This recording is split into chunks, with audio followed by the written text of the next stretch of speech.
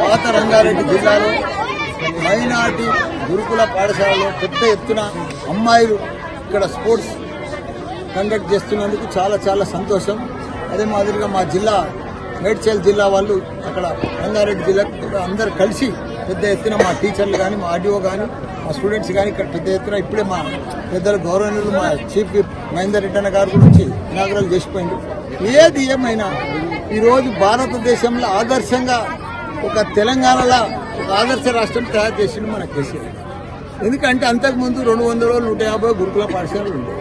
మన కేసీఆర్ వచ్చినాక ప్రతి పేద బిడ్డ, ముస్లిం బిడ్డ, క్రైస్తవుల బిడ్డ, ఎస్సీ బిడ్డ, రైతు బిడ్డ, ప్రతి ఒక్కరు కూడా పాపం పేద ప్రజలు ఉంటారు, వాళ్ళకి చదువు చెప్పనీకి చాలా కష్టమవుతుందని చెప్పి పెద్ద ఎత్తున ఒక 1000 గురుకుల పాఠశాలలు ఓపెన్ చేసి 6 లక్షల మందికి పెద్ద ఎత్తున తెలంగాణ రాష్ట్రం అంతా కూడా దేశంలో ఎక్కడ లేని విధంగా ఇక్కడ గురుకుల పాఠశాలలు ఓపెన్ చేస్తే ఈ రోజు మైనార్టీ ముస్లిం పిల్లలు, క్రైస్తవ పిల్లలు ఇంగ్లీష్ మీడియం తోటి డాక్టర్లు అవుతున్నారు, సైంటిస్టులు అవుతున్నారు, ఇంజనీర్లు అవుతున్నారు.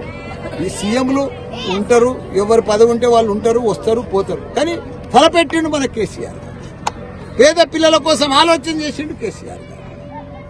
గ్రామాన రూరల్ ప్రతి జాగలో కూడా మైనార్టీ పిల్లలకు, ఎస్సీ పిల్లలకు ఇలా గురుకుల పాఠశాలను పెడితే బ్రహ్మాండంగా చదువుకున్నారు. ఇలా వాళ్ళ స్పోర్ట్స్ బ్రహ్మాండంగా ఆడుతున్నారు. ధనవంతుల పిల్లల కంటే ఎక్కువ కూడా మన పిల్లలు చదువుకుంటున్నారు, స్పోర్ట్స్ ఆడుతున్నారు, పెద్ద పదవులలో కూడా వస్తున్నారు. ఇదంతా కూడా మన కేసీఆర్. జై తెలంగాణ.